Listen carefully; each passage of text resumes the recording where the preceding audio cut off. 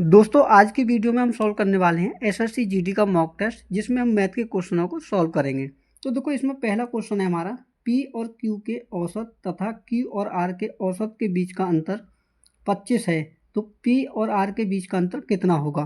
तो देखो, सिंपली मैं आपको एक चीज़ बताऊं कि जो आपका औसत होता है, तो देखो औसत बराबर क्या होता है दोस्तों, हमारा औसत बराबर होता है हमारा कुल योग। ठीक है, कुल योग बटे कुल संख्या, ये होता है हमारा फॉर्मूला। ठीक है, तो इसी के आधार पर जो आपका क्वेश्चन है ये सॉल्व होगा, जिसमें देखो आपको बोला है कि पी और क्यू का औसत। तो देखो, पी प्लस क्यू दो व्यक्ति हैं, तो भाग भी कितने से करेंगे, दो से। ठीक है, इनका बीच का अंतर यानी कि पी और क्यू का औसत और क्यू और आर का औसत। ठीक है, इनके बीच का अंतर आपको दे रखा 25। तो देखो, पी और क्यू का औसत ये हो गया और क्यू आर का औसत ये हो गया। ठीक है, और इनका अंतर आपको 25 दे रखा है, तो मैंने लिख दिया।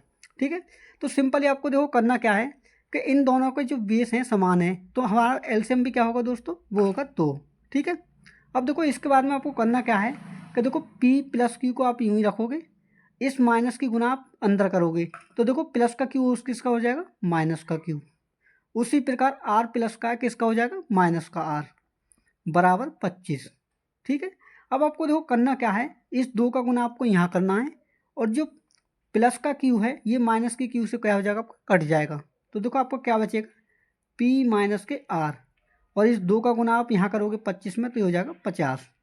तो देखो क्वेश्चन में आप ध्यान से पढ़िए, क्वेश्चन में जो आपसे पूछा है वो पूछा है पी और आर के बीच का अंतर। तो यहाँ पर भी आपका आंसर निकल कर आ चुका है कि पी और आर के बीच का अंतर कितना, 50 रुपये, जो कि क्या है दोस्तों, बिल्कुल करेक्ट आंसर है। ठीक है, तो देखो अगले क्वेश्चन में क्या बोला है आपके में, अगले क्वेश्चन में बोला है दोस्तों, एक धनराशि चक्रवृद्धि ब्याज पर 4 वर्षों में स्वयं का 8 गुना हो जाती है। वार्षिक ब्याज वार्षिक रूप से संयोजित होता है, कितने वर्षों में धनराशि स्वयं का 64 गुना हो जाएगी। तो देखो दोस्तों, सिंपली आपको ऐसे क्वेश्चनों में क्या करना है कि जब भी आपको ऐसे क्वेश्चन दे तो आपको एक तरफ लिखना है देखो वर्ष को। ठीक है, और एक तरफ लिखना है आपको किसको, एक तरफ आपको गुना, जितनी गुना वो राशि हो रही है।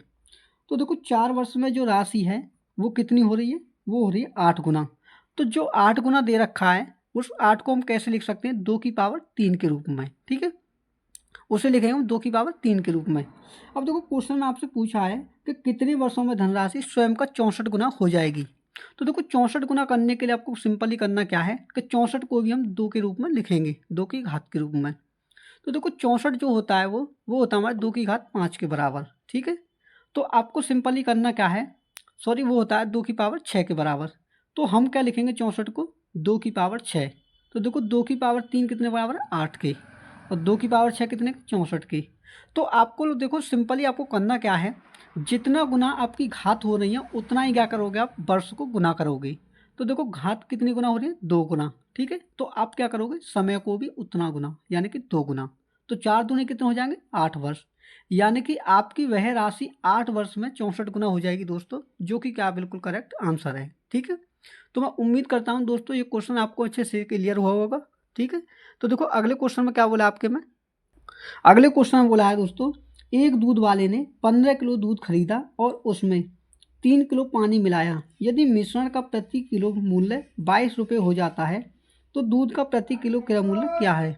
ठीक है, तो आपको इसमें क्या करना है, तो मान के चलिए कि दूध का मूल्य x रुपये है, तो उसकी टोटल जो रेट होगा, जो रुपये होगा, वो देखो कितना होगा। जब भी हम रेट में जो है क्वांटिटी का गुना करते हैं तो क्या होता है, हमारा टोटल रुपए निकल कर आता है। तो देखो मान के चलिए हमारा रेट कितना, 15 रुपये, जो हमारी क्वांटिटी वो 15 किलो थी, उसमें रेट माना मैंने एक्स का। ठीक है, उसके बाद में देखो होता क्या है कि उसमें 3 लीटर पानी मिलाया जाता है, तो क्वांटिटी कितनी हो जाएगी, 15 में 3 को पानी जो ऐड करेंगे तो क्वांटिटी हो जाएगी 18 किलो। तो क्या करोगे आप, 18 इंटू रेट कितना दे रखा है, 22 का। ठीक है, तो यहाँ से जो रेट है आपका सीधा निकल कर आएगा, देखो कैसे, एक्स बराबर 18 का गुना 22 में करेंगे तो 18 दूनी कितने हो गए, 36, और 18 दूनी 36 और 3 कितने हो गए, 39, यानी कि 396, और 15 को ले जाएंगे हम बट्टे में। ठीक है, तो 15 का भाग जब देंगे तो देखो क्या आएगा, 15 15 दूनी कितने हो गए, 30, बचा कितना 9, ये होगा 96। तो 15 छिक्के 90, बचा कितना आपका 6, तो पॉइंट लगा के एक जीरो बढ़ गया, तो 15 चौके 60, यानी कि जो आपका दूध था दोस्तों उसका मूल्य कितना आ गया, वो आकर 26.4 रुपये किलो, जो कि क्या है दोस्तों, बिल्कुल करेक्ट आंसर है। ठीक है दोस्तों, तो देखो अगले क्वेश्चन में क्या बोला आपके में, अगले क्वेश्चन में बोला है दोस्तों 2485 रुपये की राशि को ए, बी और सी के बीच इस प्रकार विभाजित किया जाता है कि ए और बी के हिस्से का अनुपात 8:5 है और सी और ए के हिस्से का अनुपात 4:3 है। तो बी का हिस्सा रुपये में क्या है, ये आपसे पूछा है।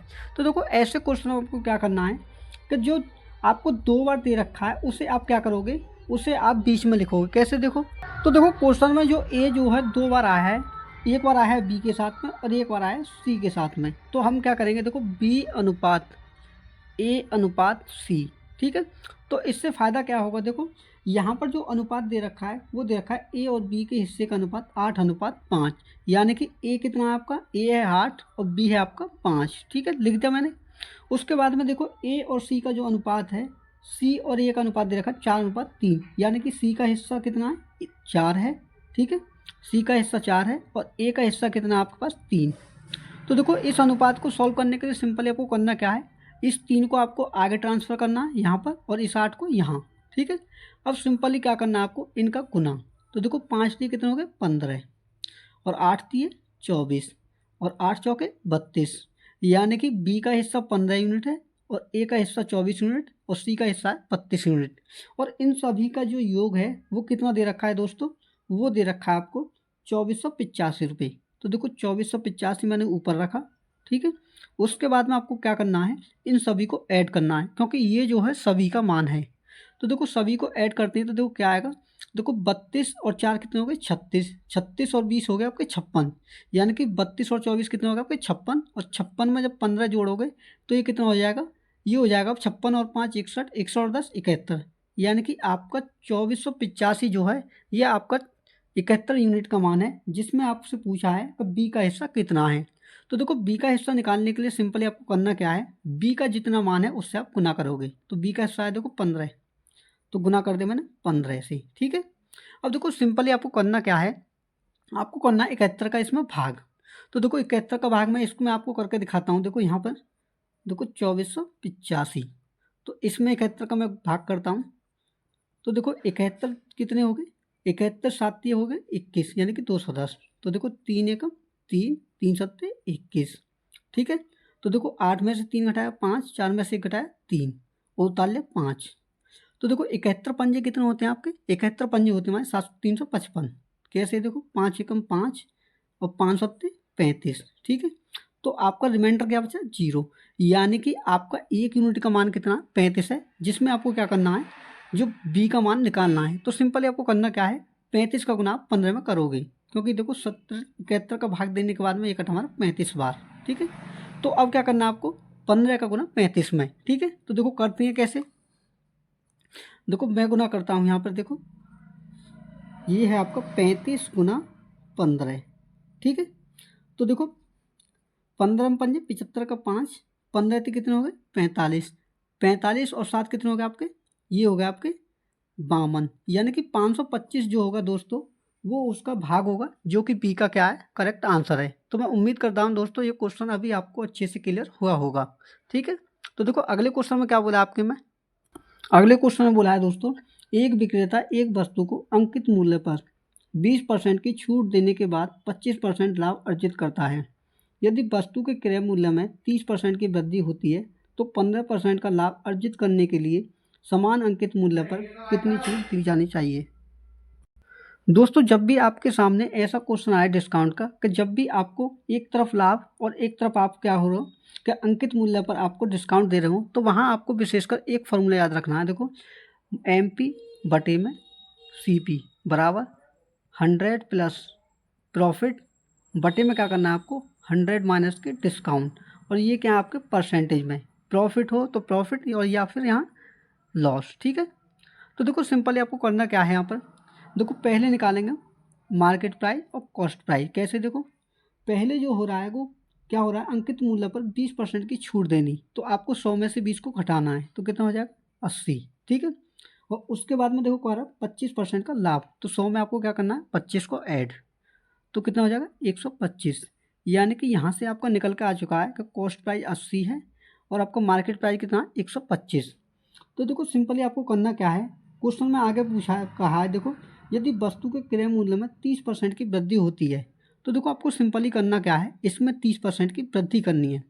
तो देखो 30% की जब वृद्धि करोगे तो इसका मतलब क्या हो जाएगा, देखो 80 का 130%, ठीक है। तो 2 जीरो से 2 जीरो खत्म, 13 को गुना 8 में करोगे तो कितना हो जाएगा 104।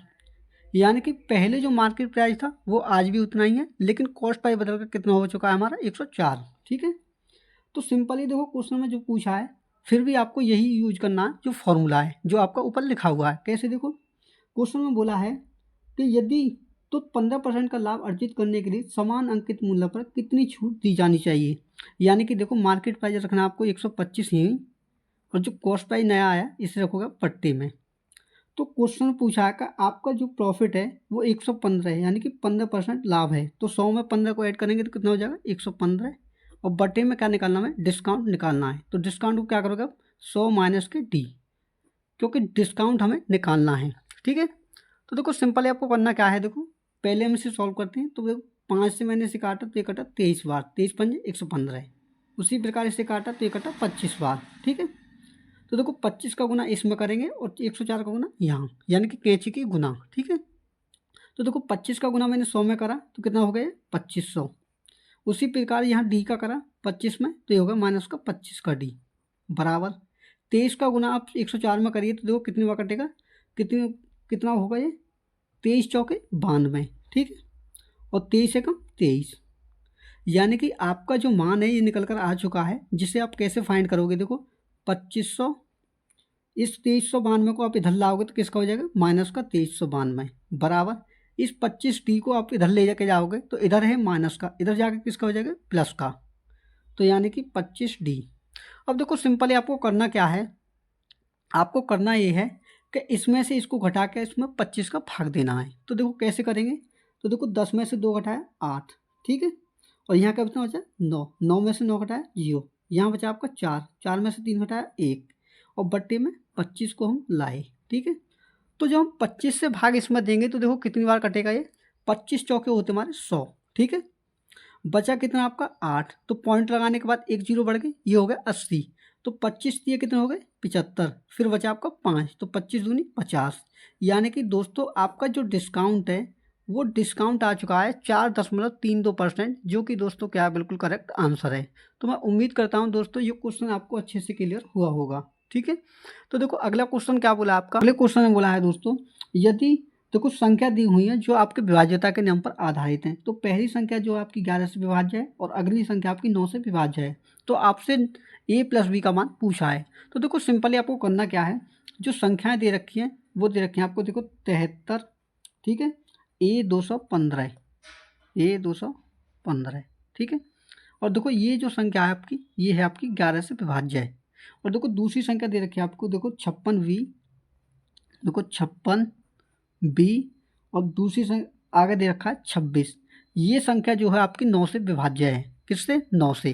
तो देखो सिंपली आपको इसमें करना क्या है, देखो 11 का जो विभाज्यता का नियम है वो कहता है कि जो हमारी अल्टरनेट संख्या हैं उनका सम, यानी कि उनका योग अल्टरनेट जो संख्या हैं उनके अंतर के जीरो, उनका जो अंतर है 0 होना चाहिए, या फिर उनका अंतर जो 11 का मल्टीपल होना चाहिए। कैसे, देखो मैं आपको बताता हूँ। जैसे कि देखो मैं एक एग्जांपल के थ्रू आपको समझाता हूँ। जैसे कि देखो 1331 जो होती है वो क्या होती है आपकी 11 की मल्टीपल होती है, 11 का क्यूब होती है। तो देखो अल्टरनेट का रूप जो ये है रूल कि ये जो संख्या है ये इसका योग और इसका योग, इनके बीच का अंतर या तो 0 हो या फिर इनके योग का जो अंतर है 11 का मल्टीपल हो। तो देखो आप इस एक को 3 में जोड़िए तो कितना होगा 4, और इस 3 को 1 में जोड़िए तो कितना होगा 4, तो 4 में से 4 घटाएंगे तो कितना हो जाएगा 0। यानी कि इनके जो योग का अंतर है वो कितना है दोस्तों 0 है। जो इसके अल्टरनेट संख्या हैं उनका योग कितना है, योग का अंतर 0। तो इसका जो रूल है वो यही कहता है कि या तो उनके जो अल्टरनेट अंक हैं संख्या हैं उनके योग का अंतर 0 हो या फिर 11 का मल्टीपल हो। तो सिंपली देखो आपको करना क्या है, 7 को 1 में ऐड करना है और 1 को इसमें 1 में। तो देखो कैसे करेंगे, 7 और 1 8, 8 प्लस a, ठीक है। तो 8 प्लस a, ठीक है। उसी प्रकार देखो इसको मैंने एक ग्रुप मान लिया, दूसरा ग्रुप है हमारा कितना, देखो 3 2 और 5, ठीक है। 3 और 2 5 और 5 कितने हो गए 10, ठीक है। कितने हो गए 10। अब आप एक चीज़ सोचिए दोस्तों कि 11 में हम ऐसा क्या जोड़ें जिससे कि वो क्या बन जाए 10 बन जाए, क्योंकि इनके बीच का अंतर कितना आना चाहिए 0। तो देखो 8 में जब हम 2 जोड़ते हैं तो क्या हो जाता है हमारा ये 10 बन जाता है, और 10 और 10 के बीच का अंतर कितना होता है दोस्तों 0। तो सिंपल सी बात है कि आपका ए का मान निकल कर आ चुका है 2, ठीक है। ए का मान निकल कर आ चुका है आपका 2। उसी प्रकार देखो 9 जो है, 9 का जो विभाज्यता का नियम है दोस्तों वो ये कहता है कि उसकी जो सभी संख्याएं हैं वो उन सभी संख्याओं का योग या तो 9 का मल्टीपल हो। कहने का मतलब है 9 से कटना चाहिए। तो देखो सिंपली क्या करते हैं, इन सभी संख्याओं को हम जोड़ते हैं। तो देखो 5 और 6 कितने हो गए 11, 11 और 2 कितने हो गए 13, 13 और 6 कितने हो गए 19। तो अब आप एक चीज़ सोचिए कि 19 में हम ऐसा क्या जोड़ें कि 9 का मल्टीपल बन जाए। तो देखो 9 के जो मल्टीपल होते हैं वो होते हैं आपके, देखो 9, एक तो 9 होता है पहला 9, फिर 18, 27, और उसके बाद में आगे आपकी संख्या चलती जाएंगी। तो देखो आपके आसपास संख्या ऐसी क्या है, तो आपके आसपास है देखो 19 से बड़ी संख्या क्या है आपकी 27। तो हम इसमें 19 में ऐसा क्या जोड़ें जिससे कि क्या बन जाए हमारा 27 बन जाए। तो सीधी सी बात है कि जब हम 19 में 8 को जोड़ेंगे तो हमारी जो संख्या है 9 का मल्टीपल बन जाएगी, यानी कि जो संख्या है वो 27 बन जाएगी। तो सिंपल सी बात है कि आपका जो बी का मान है दोस्तों वो निकल कर आ चुका है 8, ठीक है। कितना निकल कर आ चुका है 8। तो देखो क्वेश्चन में आपसे पूछा है कि ए प्लस बी का मान कितना होगा। तो देखो आपको सिंपली करना क्या है कि ए प्लस बी के मान को जोड़ देना है, तो आपका आंसर सीधा निकल कर आ जाएगा। देखो कैसे, देखो ए प्लस बी, तो ए का मान है हमारा 2 और बी का मान है 8। तो 10 में 8, 2 में 8 को जोड़ेंगे तो दोस्तों कितना हो जाएगा, ये हो जाएगा 10। तो यही क्या है दोस्तों इस क्वेश्चन का बिल्कुल राइट आंसर है, जो कि क्या है करेक्ट आंसर है, ठीक है दोस्तों। तो देखो अगले क्वेश्चन में क्या बोला आपके में, अगले क्वेश्चन में बोला है दोस्तों 3 संख्याएं 3:8:15 के अनुपात में हैं और उनका लघुत्तम समापवर्तय 8280 है, तो उनका महत्तम समापवर्तय क्या होगा, यानी कि आपसे पूछा है। तो दोस्तों मैं सिंपली आपको देखो इसमें करना क्या है कि आपको 3 संख्याएं दे रखी हैं जिनका अनुपात क्या है 3:8:15, ठीक है। और इनका एलसीएम आपके पास है, देखो कितना दे रखा है, वो दे रखा है 8280, ठीक है, ये दे रखा है। तो देखो क्वेश्चन में जो आपको एलसीएम दे रखा है, जब भी आपको 3 संख्याएं दे तो आपको सिंपली उसमें करना क्या है, आप मानने के लिए क्या कर सकते हो कि मान के चलो इसमें एक्स है, ठीक है। तो एक्स क्या है, एक्स इन सभी संख्याओं में कॉमन है, ठीक है। तो देखो एचसीएफ निकालने के लिए सिंपली मैं आपको एक बात बताऊं कि एचसीएफ जो होता है दोस्तों, एचसीएफ हमारी वह बड़ी से बड़ी संख्या होती है जो सभी संख्याओं में क्या हो कॉमन हो। तो देखो यहाँ जो सभी संख्याएं हैं इन सभी में आपकी कॉमन भी क्या है एक्स ही है, यानी कि एक्स का मान जो निकल कर आएगा दोस्तों वही क्या होगा आपका एचसीएफ होगा, ठीक है।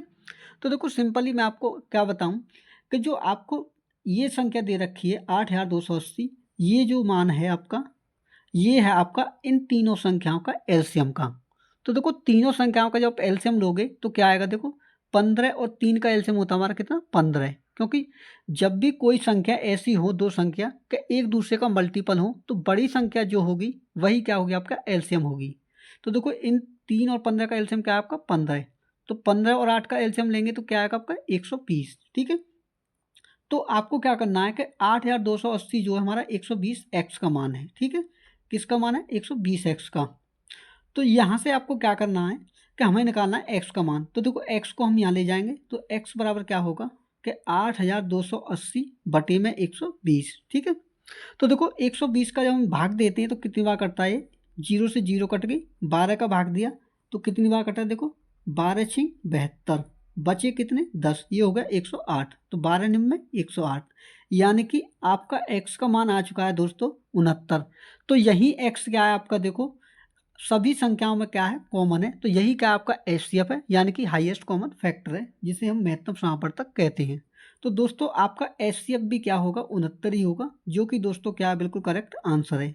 तो मैं उम्मीद करता हूं दोस्तों ये क्वेश्चन भी आपको अच्छे से क्लियर हुआ होगा, ठीक है। तो देखो अगले क्वेश्चन में क्या बोला आपके में, अगले क्वेश्चन में बोला है दोस्तों साधारण ब्याज पर 4 वर्षों में एक राशि में 100% की वृद्धि होती है, तो 2 वर्ष बाद समान ब्याज दर पर 4000 रुपये का चक्रवृद्धि ब्याज ज्ञात कीजिए। तो देखो सिंपली दोस्तों मैं आपको एक चीज़ बताऊं यहाँ पर कि जब भी किसी संख्या में 100% का वृद्धि होती है तो उसका मतलब है कि वह संख्या स्वयं की दोगुनी हो रही है। 100% वृद्धि का मतलब है कि वह संख्या स्वयं की कितनी हो रही है, दोगुनी हो रही है। तो देखो मान के चलिए कि उस जो संख्या है हमारी, वो मूल राशि कितनी है हमारी, मूल राशि ₹p है, ठीक है। तो आपका जो ब्याज है यानी कि अमाउंट है वो कितना हो जाएगा, वो हो जाएगा 2p, क्योंकि उसमें वृद्धि कितने की हो रही है, 100% की। तो आपका जो अमाउंट है वो कितना हो जाएगा, 2p। तो देखो अमाउंट क्या होता है दोस्तों, अमाउंट होता है हमारा जब मूलधन में हम ब्याज को मिला देते हैं तो वही क्या होता है हमारा मूलधन अमाउंट होता है, यानी कि मिश्र धन होता है, ठीक है। तो यहाँ से जब सिंपली ब्याज निकालोगे तो देखो ब्याज बराबर क्या आएगा कि मिश्र धन में से हम मूलधन को घटाते हैं यानी कि मूल राशि को। तो देखो 2p में से अब p घटाइए तो आपका ब्याज भी कितना आ गया, p आ गया। अब देखो आपको इसमें टाइम दे रखा है 4 वर्ष, ठीक है। तो टाइम दे रखा है 4 वर्ष। तो सबसे पहले आपको फाइंड क्या करना है, जो अगले स्टेप पर चलने से पहले आपको इसमें रेट फाइंड करना होगा, क्योंकि आगे जो पूछा है आपसे 2 वर्ष बाद समान ब्याज दर पर 4,000 रुपये का चक्रवृद्धि ब्याज आपसे पूछा है। तो सबसे पहले क्या निकालेंगे, हम रेट निकालेंगे। तो देखो रेट निकालने के लिए सिंपली क्या करना है, देखो आपका जो फॉर्मूला होता है वो होता है देखो सिंपल इंटरेस्ट बराबर principal into rate into time बटे में 100। अगर आप इसमें भी रख दोगे तो आपका रेट सीधा निकल कर आ जाएगा। देखो कैसे, साधारण ब्याज निकल कर आया आपका कितना, p, ठीक है। और आपका मूलधन भी कितना है, p, ठीक है। इंटू रेट हमें फाइंड करना है और टाइम दे रखा आपको 4 वर्ष, ठीक है, बटे में 100। तो देखो बराबर में जब भी संख्याएं अंश में हो तो संख्या क्या हो जाती हैं, आपस में कट जाती हैं, यानी कि जब बराबर होती हैं तो एक दूसरे को भाग कर सकती हैं। तो देखो p का मैंने p में भाग दिया तो कितनी बार कटा, एक बार, ठीक है। तो देखो 4 से भाग जब नीचे वाली संख्या 100 में दोगे तो कितनी बार कटेगा, 4 एकम 4, 4 से कटाई 25 बार, और 25 का गुना जब 1 में करोगे तो आपका रेट सीधा निकल कर आएगा दोस्तों 25%, ठीक है। कितना, 25%, ठीक है। अब देखो क्वेश्चन में आपसे पूछा है कि 2 वर्ष बाद समान ब्याज दर पर 4,000 रुपये का चक्रवृद्धि ब्याज ज्ञात कीजिए। तो देखो दोस्तों सिंपली मैं आपको बताऊं कि जब भी आपको 2 वर्ष, 3 वर्ष या कितने का भी रेट निकालना हो तो आपका सबसे आसान ट्रिक होती है कि आपको रेशियो मेथड का सहारा लो। कैसे, देखो देखो रेशियो मेथड में हम कैसे करते हैं, एक तरफ लिखते हैं हम मूल राशि, ठीक है, तो प्रिंसिपल, और एक तरफ लिखते हैं हम अमाउंट, ठीक है। ये है हमारा मूलधन और ये हमारा अमाउंट। तो देखो 25% का जो वर्तमान होता है दोस्तों वो होता है हमारा 1/4, ठीक है। तो देखो 4 को लिखोगे आप प्रिंसिपल की तरफ और जितना ऊपर है उसमें क्या करोगे, 1 को ऐड करोगे। तो 4 में 1 ऐड कर दिया तो ये हो गया 5। तो देखो 4 रुपये पर क्या होता है कि 5 रुपये हमारा अमाउंट है, यानी कि 1 रुपये ब्याज है। तो देखो आपको क्या करना है, जितने वर्ष का दिया है उतनी बार आपको लिखना है। तो देखो 2 वर्ष दिया है तो मैं कितनी बार लिखूंगा, 2 बार, ठीक है। 4 अनुपात 5। सिंपली क्या करोगे, 4 का गुना 4 में तो ये हो जाएगा 16, और 5 का गुना 5 में तो ये हो जाएगा 25, ठीक है। अब देखो यहाँ से आपका फाइंड क्या हुआ कि जो आपका 4,000 रुपये है वो 16 यूनिट का मान है, और आपको देखो ब्याज निकालना है। तो देखो ब्याज के लिए आपको क्या करना है कि 16 और 25 के बीच का अंतर निकालना है, जो कि क्या आपका आपका ब्याज की यूनिट आएगी। तो देखो 25 में से 16 मैंने घटाया तो 9 यूनिट, यानी कि आपका जो ब्याज है दोस्तों वो 9 यूनिट होगा।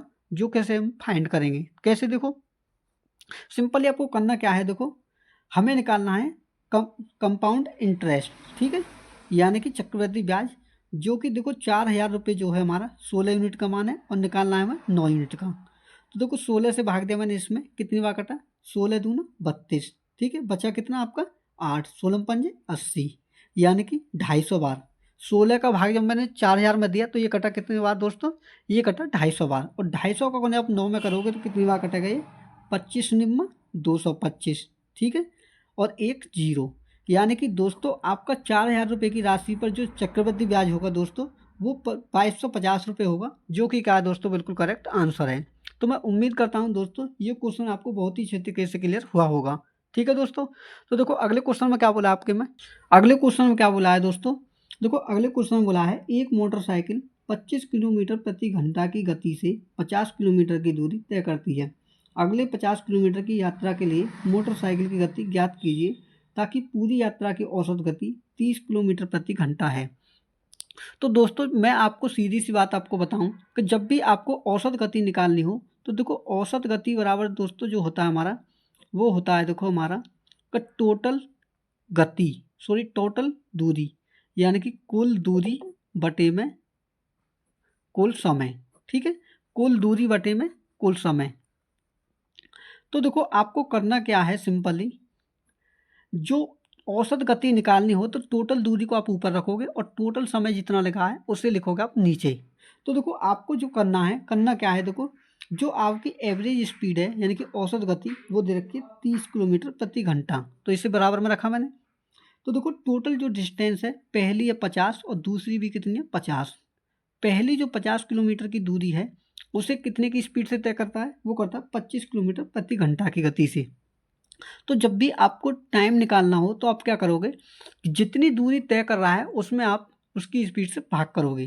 तो देखो 50 की जो दूरी है 50 किलोमीटर की, उसे 25 किलोमीटर प्रति घंटा की गति से तय करता है। और अगली जो 50 किलोमीटर की स्पीड है उसका पता नहीं, यानी कि वो हमें फाइंड करना है। तो मान के चलिए मैंने उसे x माना, ठीक है। तो आप क्या करोगे, देखो 25 का भाग दिया मैंने इसमें, तो इसका कितना आएगा कि ये 50 किलोमीटर की दूरी को कितने समय में करता है, तो 2 घंटे में तय करता है, ठीक है। तो देखो यहाँ से क्या करोगे आप, 30 बराबर ये कितना होगा आपका 50 और 50 100, ठीक है। और यहाँ कितना होगा आपका 2। तो देखो 2 का गुना x का गुना मैंने 2 में करा तो कितना होएगा 2x प्लस के 50। और जो आपका जो x होगा ये चला जाएगा ऊपर, क्योंकि ये को आ जाएगा, देखो पहले मैंने यहाँ रखा, ठीक है, तो इसको मैं ले गया ऊपर।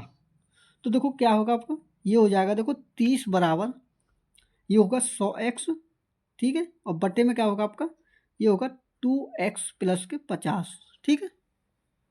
अब सिंपली देखो आपको करना क्या है, 30 का गुना एक बार 2x में और उसका 30 का गुना 50 में।